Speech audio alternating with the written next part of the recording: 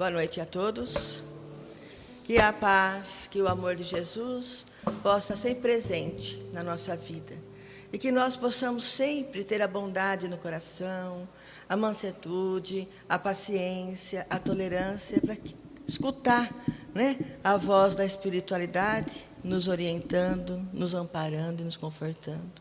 E todos aqueles que vierem em busca de entendimento, de carinho, que eles possam retornar à pátria, levando a nossa energia de paz e de amor. O tema da minha palestra hoje: quantas histórias o Evangelho de Jesus nos conta. João Batista, Maria, Marta, Maria de Magdala, Maria de Madalena, Joana de Cusa, Lázaro, a filha de Jairo, Bartimeu, Zaqueu, o filho e a viúva de Naim, o centurião, Nicodemos, Cirineu, todos os apóstolos de Jesus, né? Todos aqueles irmãos que seguiram Jesus, seu pai divino, né?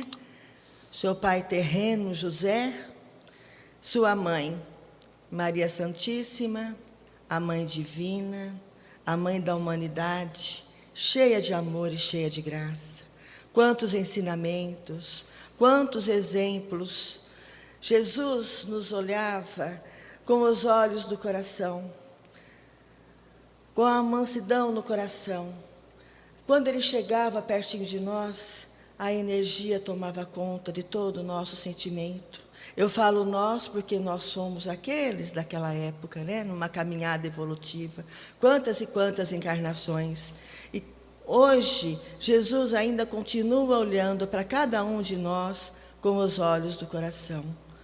Na sua humildade, na sua simplicidade, ele conversa com a mulher samaritana. E ela, naquele momento, ficou assustada. Como que um judeu, né? Puxa, prosa com ela, chama para conversar. E ela, então, estava com medo de responder a Jesus. Porque, naquela época, os judeus, eles não se relacionavam com os samaritanos. Eles se achavam superiores. E quando Jesus chama aquela mulher samaritana para conversar com ela, naquele momento, ele estava nos mostrando a importância da união, que não pode ter preconceito, inimizade, que não pode ter sentimentos de intrigas, a rivalidade, guerras entre povos e raças, porque somos todos irmãos em humanidade. E ainda ele tem uma palavra que ele menciona também, essa Maria, né, que é a parábola do bom samaritano, que um homem descia da cidade de Jerusalém a Jericó, quando ele foi abordado por ladrões. Roubaram, surraram e ele ficou estendido no chão, né, com o corpo todo machucado, com feridas. Passou um sacerdote, olhou, mas não se importou e continuou a caminhada. Passou um levita e a mesma coisa, não se importou e continuou andando. O sacerdote e o levita, eles levavam o ensinamento de Deus às pessoas. Só que eles levavam da boca para fora, porque o coração continuava endurecido. Mas passando um sacerdote, olhou aquele irmão no chão. Ele não pensou duas vezes. Ele foi até o irmão, limpou suas feridas com azeite e com o vinho, colocou aquele irmão em cima do seu cavalo e levou até a hospedaria. Lá ele passou a noite cuidando desse irmão. E quando ele saiu, ele deixou 2 moedas para o dono da estalagem, né, usar para aquele irmão. E caso precisasse de mais, no regresso ele ressarciria, né, o gasto a mais com aquele irmão. Esse momento, Jesus mostrou para nós a caridade, o amor ao próximo, né? Fazer ao próximo aquilo que nós desejamos que faça conosco. Naquele momento, Jesus mostrou para nós que não existe o ser superior, e sim o bom coração, aquele que doa, né? Aquele que se entrega, aquele que se preocupa, aquele que sente a misericórdia, a piedade, aquele que não passa pela vida em vão, só com palavras boas, né? E sim com os gestos e com os exemplos. Jesus destituiu as castas. No reino de Deus não existe títulos terrenos. O DR na pátria espiritual significa D de doação e R de renúncia e resignação. No capítulo 2, Meu Mundo Não É Deste Reino, tem um depoimento muito bonito da rainha da França, que diz assim: eu acreditava estar no reino dos céus. Que desilusão, que humilhação, quando, ao invés de ser recebida como soberana, vi acima de mim, mas bem acima de mim, homens que eu acreditava serem insignificantes, a quem havia desprezado, pois não tinha sangue nobre. Então compreendi a inutilidade das honras e das grandezas. Para se preparar um lugar nesse reino precisa abnegação, humildade, caridade em toda a sua prática, a benevolência para com todos. Quando chegamos após os encarnes na parte espiritual, ela ainda frisou, não pergunta para nós o que somos, a posição que ocupamos, mas o bem que fizemos, as lágrimas que enxugamos, os corações que consolamos, que amparamos e que socorremos. Jesus perdoou a mulher adúltera e perguntou, quem de vós está sem pecado, que atire a primeira pedra? Todos foram saindo, um por um, de cabeça baixa. E até hoje ele pergunta para cada um de nós, quem de vós está sem pecado? Para criticar, para julgar e para apontar o defeito do próximo. Quem de vós está sem pecado? Para se achar superior, para ter o preconceito. Quem de vós está sem pecado? Para não agir, né, como o Evangelho ensina. Então, gente, vamos prestar atenção em cada minuto, em cada segundo da nossa vida. Vamos prestar atenção no nosso modo de ser, no nosso modo de pensar, nas nossas atitudes. Nós não podemos mais perder tempo. É chegado o momento de mostrar realmente o que nós trazemos dentro de nós, dentro do nosso coração. É chegado o momento de nós dedicarmos a nossa vida para todas as pessoas que caminham conosco, estendendo a mão, um sorriso amigo, um olhar carinhoso, né? Caminhar sempre como se nós estivéssemos olhando nos olhos de Jesus e encontrar Jesus nos olhos de todos aqueles que fazem companhia para cada um de nós nessa encarnação. Nós não estamos aqui à toa, nós estamos aqui porque tem um porquê. Nós estamos aqui para fazer com que as pessoas aprendam a olhar para nós com amor, passam a nos amar. E as pessoas só vão sentir amor por nós se nós formos exemplos de virtude e de bondade. Porque quando Jesus veio aqui há 2000 anos atrás, ele veio fazer isso, ensinar a amar, né? Ensinar as pessoas a ter os olhos da compaixão, da misericórdia, da piedade, da fraternidade. E nós que já estamos numa caminhada tão longa, quantas encarnações já tivemos, é o momento de fazermos as pessoas gostarem de nós. Não adianta a gente ficar exigindo gratidão, não adianta a gente ficar exigindo que as pessoas caminhem conosco, né, com os olhos da simpatia, se nós formos pessoas cruéis, pessoas maledicentes, pessoas invejosas, pessoas ciumentas, pessoas pesadas. Nós estamos aqui para aprender a mudar, né? A mudar e a fazer a nossa reforma íntima, substituindo todos os nossos vícios, todas as nossas maledicências em virtudes. Então, quando Jesus subiu ao monte, e proferiu as bem-aventuranças. Bem-aventurados os aflitos, bem-aventurados os pobres de espíritos, bem-aventurados os puros de coração, os mansos, os misericordiosos.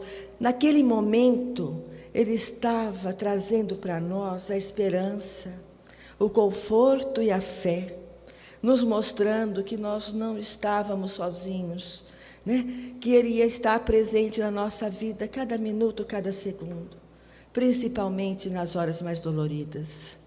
Então, nós temos que pensar quantas pessoas foram curadas, né? Interior e exterior. Quantas pessoas encontraram novos caminhos? Quantas pessoas passaram a divulgar as suas mensagens?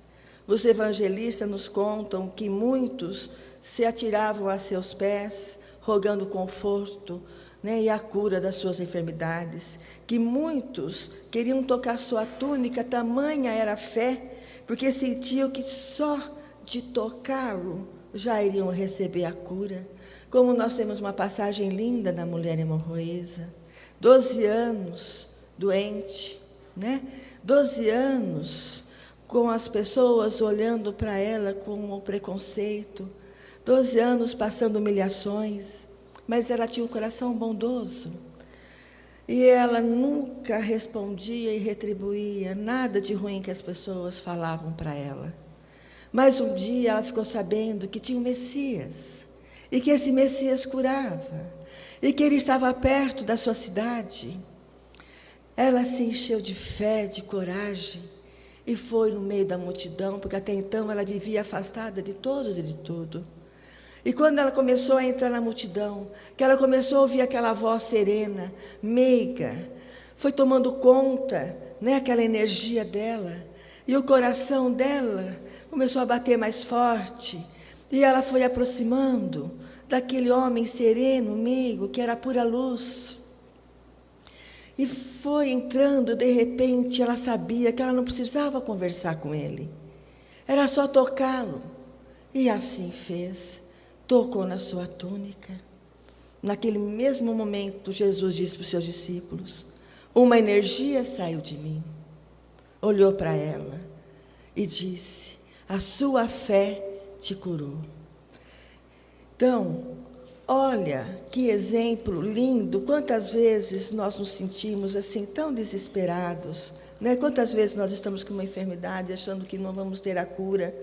E quando a gente vê, né, essa história dessa mulher, é só tocar o coração de Jesus, é só deixá-lo, ele entrar dentro do nosso coração, é só não desesperar, agir com resignação e com entendimento.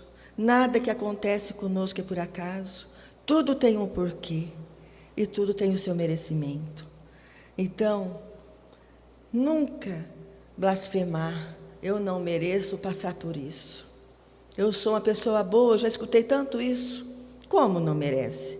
Se nós estamos num plano de provas e expiações, é porque nós temos muitos e muitos erros ainda a ressarcir. Nós trazemos muitos débitos de vida passada. Então, todas as nossas dores, todas as nossas desesperanças, as nossas perdas, os nossos tropeços, são bênçãos divinas na nossa vida. É assim que nós temos que olhar a vida, com a luz nos olhos e com o amor no coração. Porque é assim que Jesus quer que nós caminhemos por essa vida, com fé e com força. Nada pode derrubar uma pessoa quando ela tem Jesus no coração, porque ela sabe, né, e ela entende o momento de ser ajudado e o momento que irá passar. Então, muitos naquela época, eles queriam arrastar-se por entre a multidão tão somente para sentir o olhar de Jesus. Havia Micar, o qual não ficou na história, mas ele era um agricultor, e ele era um agricultor bom para os seus servos, ele ajudava as pessoas que entravam no seu sítio, ele tinha sempre uma palavra amiga, uma palavra de conforto, e ele ficou sabendo do Messias, e ele ficou morrendo de vontade, mas ele dizia: mas eu não tenho nada, eu sou sadio, Mas uma força tomou conta do seu coração, ele falava, eu preciso pelo menos olhar para ele. E foi encontrar com o Mestre. E quando ele chega na estrada, que Jesus está passando, ele se ajoelha, né? Em prantos e diz, Rabi, Rabi, como eu queria te conhecer. Naquele momento, Jesus levanta aquele agricultor, olhou para ele e disse, as portas do reino se abrem para você nesse instante. E é assim que nós temos que enxergar. Quantas vezes às vezes, eu sinto vontade de chorar, estou triste com alguma coisa, eu fecho meus olhos e eu imagino Jesus olhando para mim. Mas é uma coisa tão assim, que imediatamente eu já sinto aquela energia tomar conta e o conforto chegar no meu coração. Então, hoje, nós estamos tão preocupados, né, em ter, e esquecemos de ser. Esquecemos que o mais importante é sermos bons, é sermos meigos, é sermos atenciosos, é sermos pessoas gostosas, né? Porque a gente corre tanto, o dia passa tão depressa, aí toma remédio para dormir, depois tem gente que toma remédio para acordar, se nós temos o maior medicamento do nosso lado, que é o Evangelho de Jesus. Vai dormir, acha que está sem sono, abre, lê, faz de conta que você está fazendo parte, né, daquela época, daquilo que você está lendo. Seu coração vai serenando. Acorda, muitas vezes está sem vontade de levantar, porque isso acontece com todo mundo. Abre o Evangelho de Jesus, pede, né, para iluminar o seu dia. Ele vai clarear a sua mente, ele vai te dar força. Jesus foi crucificado, dando exemplo de amor incondicional para todos nós, nos mostrando que a alma sobrevive à morte, que somos espíritos eternos, que o mundo material é passageiro e que o verdadeiro mundo está na pátria espiritual, que nós vivemos nesse mundo, né, por um momento, mas que a nossa verdadeira pátria é lá. Então, tudo que nós estamos passando aqui, tudo que nós estamos adquirindo aqui, quando nós partirmos para lá, irá ficar aqui.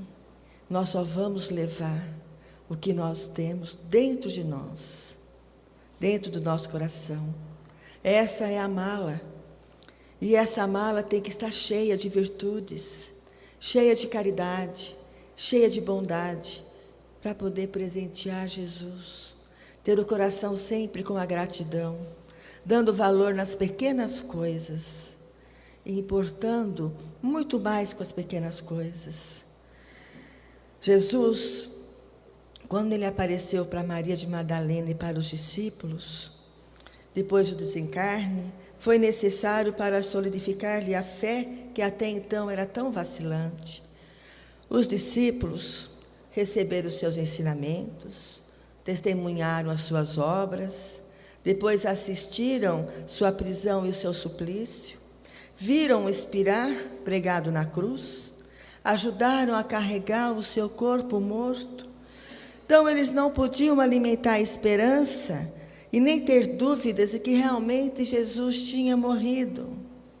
Mas, em seguida, no dia predito pelo Mestre, ele lhe apareceu radiante de vida. Na verdade, o Mestre, querido, ele tinha ressuscitado e estava mostrando que tudo aquilo que ele tinha ensinado realmente era verdadeiro. A morte tinha vencido a vida, né? A mortalidade da alma estava comprovada. E eis porque foi preciso que Jesus expirasse na cruz. Era preciso que todos ouvissem, né? Ouvissem ele morto, para depois que eles pudessem ver ele triunfar da morte. Só assim eles creram nos seus ensinamentos, e passaram a evangelizar toda a humanidade. Naquele momento que Jesus apareceu para Maria de Madalena e para os discípulos, estava encerrando o Velho Testamento e começava a Boa Nova, a imortalidade da alma, o Consolador prometido, que veio trazer para nós a esperança, né? O porquê das nossas dores, deixar a nossa fé mais forte, né? O nosso coração com a esperança, porque hoje nós sabemos que o que nós estamos colhendo foi o que nós plantamos, né? Em vidas e vidas passadas. Mas hoje também nós sabemos o que nós estamos plantando e o que nós vamos colher. Então, aqueles que pregaram a luz do cristianismo, o Evangelho de Jesus, que seguiram, né? Que feriram seus pés nas lutas, mostrando o verdadeiro ensinamento, né? O que era ser cristão. Eles estenderam as suas mãos, eles saciaram a fome de todos aqueles que chegaram até ele, mas foi com muita dor, com muita luta. Morreram nas arenas, devorados pelas feras, nas fogueiras. Mas uma coisa, todos nós temos certeza: nenhuma dor se compara com a dor de Jesus. Este não tinha nada a pagar, não tinha nenhum resgate, nenhuma dívida, nenhum erro, e foi o que mais sofreu, que se transfigurou, secou o seu sangue por amor, simplesmente por amor, por amar demais cada um de nós, nos mostrando que somos irmãos, filhos de um único Pai, nos mostrando que a vida é linda, que a vida é bela, que nós temos que chorar, mas secar as nossas lágrimas, levantar a nossa cabeça e seguir adiante. Quando Maria de Madalena chegou até o túmulo, ela foi barrada pelos soldados, porque até então todos estavam guardando, né, o túmulo de Jesus, porque eles tinham medo, porque Jesus já tinha falado que ele ia ressurgir. Então eles achavam que podia acontecer algum truque, sumir o corpo de Jesus. Então ficaram todos tomando conta, até os sacerdotes. Mas o desespero dela era tão grande, a dor dela era tão grande, que eles tiveram a misericórdia e deixaram ela entrar.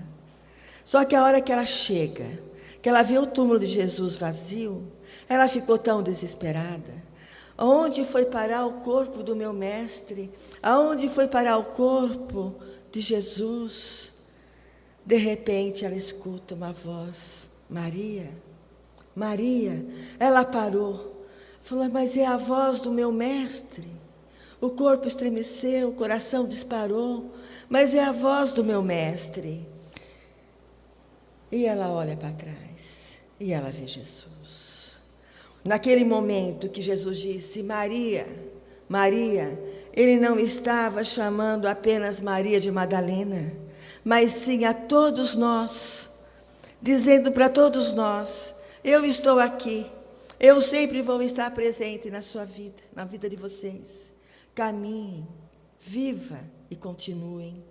Não existe tropeço, pedras no caminho, dores, perdas, angústias, desespero no coração daquele que caminha comigo.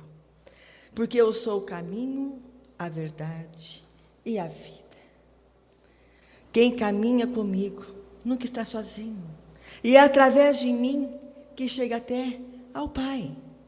Então, Jesus é o caminho. Nós precisamos andar por esse caminho. E não é simplesmente permanecer olhando para Ele.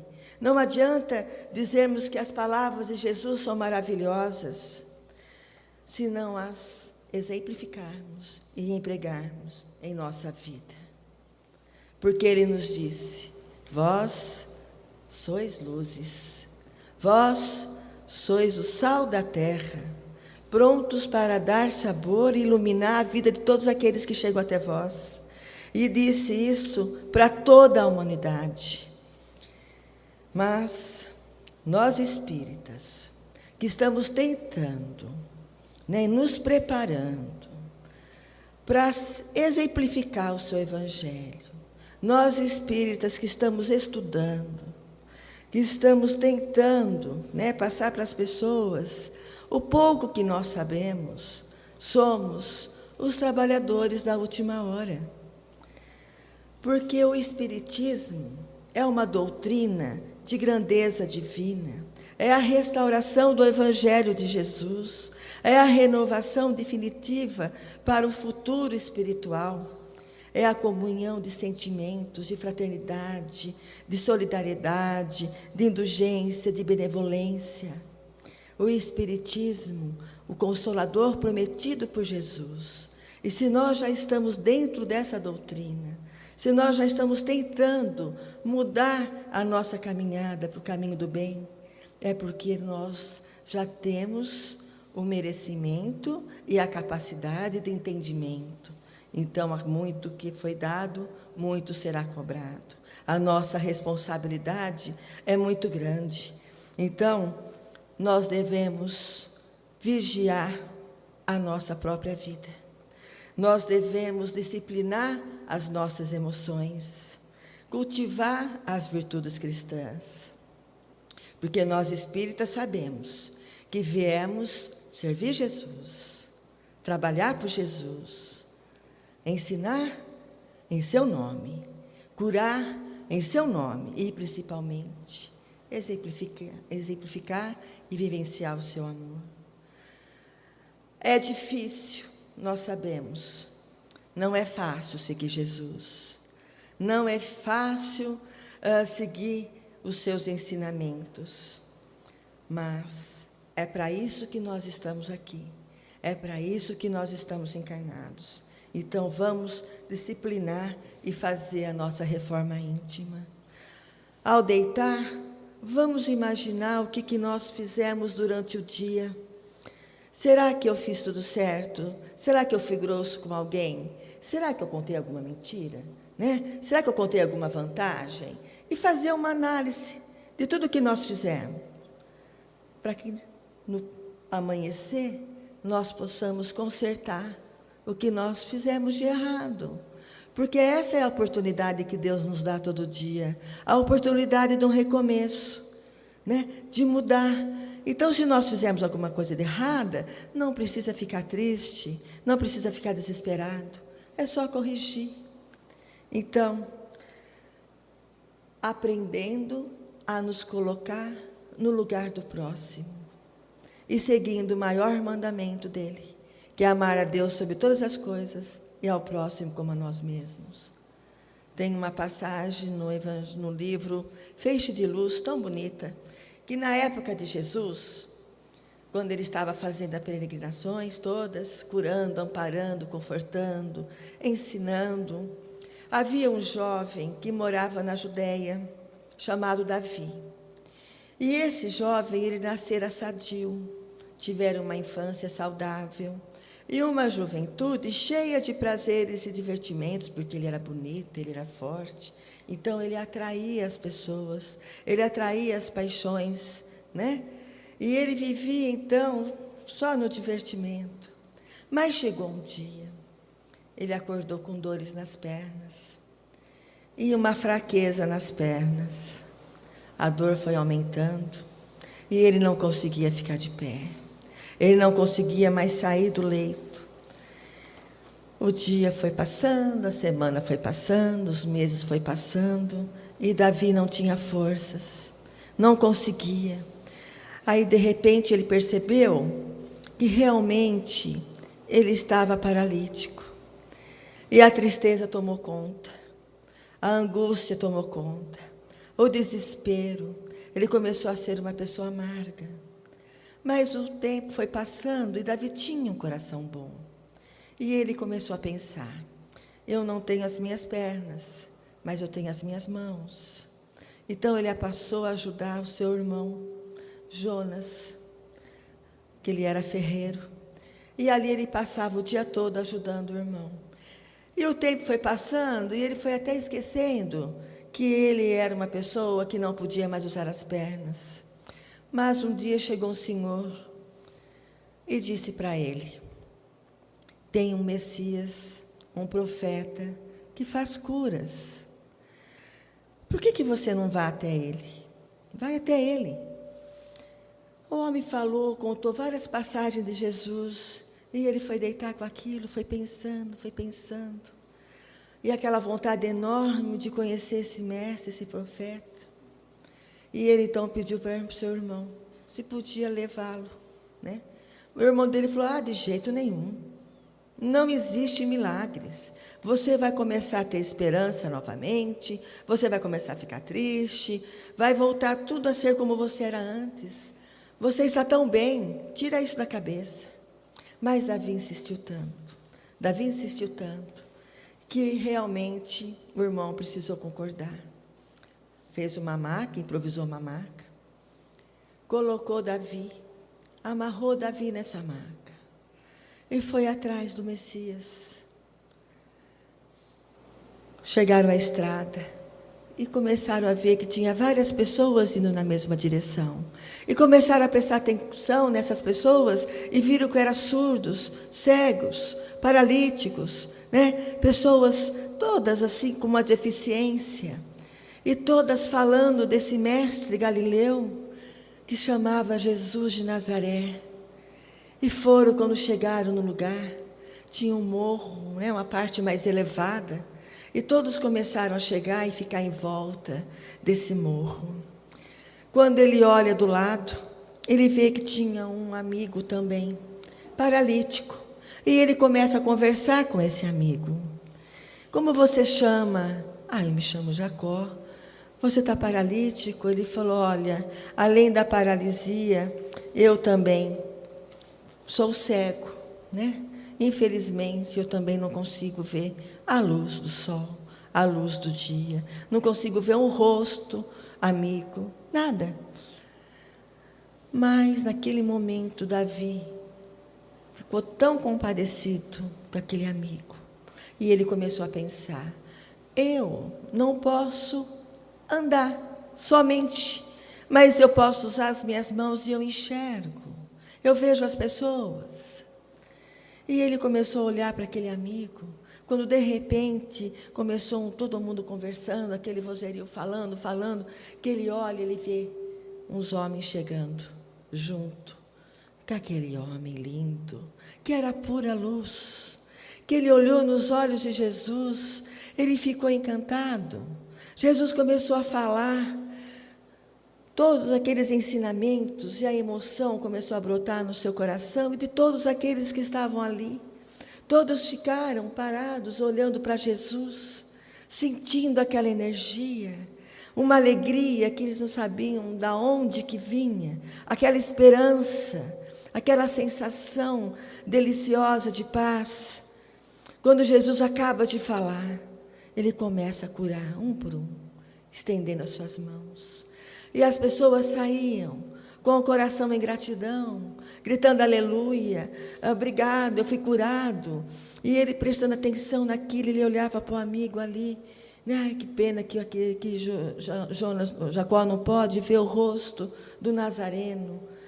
E chegou no finalzinho da tarde, Pedro disse: Jesus já está cansado, ele só vai fazer mais uma cura, né? Mas Davi ficou tão feliz, porque ele era o próximo. Eu vou conseguir ser curado pelo Mestre. E quando Jesus vai na sua direção, que chega perto dele e pergunta para ele: você é o próximo? Naquele momento, ele olhou para o amigo, disse: não, é ele o próximo, é o meu amigo. Jesus balançou a cabeça para ele e foi curar Jonas. Jacó, naquele momento, ele cura e ele passa a enxergar. Mas ele gritava tanto de alegria: aleluia, eu estou conseguindo enxergar, eu estou conseguindo ver a luz do dia, eu estou conseguindo ver esse rosto sereno, iluminado, que me trouxe a cura. Jesus foi descendo as mãos e curou a paralisia. E ele saiu gritando: muito obrigada, aleluia, aleluia. E Davi, naquele momento, se sentia feliz como o amigo, era a mesma felicidade. Que bom, agora ele pode ver, ele pode andar. E voltando para casa, seu irmão ficou tão bravo com ele. Como que você faz isso? Que absurdo! Você perdeu a oportunidade de receber a cura. Foi tão difícil te trazer até aqui. Agora eu te levo para casa novamente. Você doente, né, com as pernas paralisadas. Aí Davi olhou para o irmão dele e disse: não, algo muito bom aconteceu comigo. Eu estou feliz. Eu sinto uma paz que eu nunca senti antes. Mas chegando em casa, foi retirada a maca. Quando retira, Davi percebe que também tinha recebido a cura. Naquele momento ele ajoelha, ergue as mãos para cima e agradece. A Jesus de Nazaré, a Deus nosso Pai. E lembrou das palavras de Jesus: faze aos outros tudo o que queiras que Ele te faça. Por isso, vamos abrir os nossos olhos, vamos estender as nossas mãos. Não precisamos ferir os nossos pés, como fizeram os apóstolos, mas não podemos fingir que não vemos, porque vemos sim. Somos capazes de auxiliar, pois todos nós temos amigos espirituais que caminham conosco a todo momento, nos momentos de dificuldades e nos momentos de caridade. Então, já estamos preparados para o trabalho. Não vamos perder tempo. Que Jesus de Nazaré, o nosso divino Mestre, o nosso divino Rei, o homem que ilumina a nossa vida, que nos traz esperança, que consola e que cura as nossas dores, possa abençoar cada um de vocês e que vocês possam levar essa energia de paz e de amor para os seus lares. Que assim seja.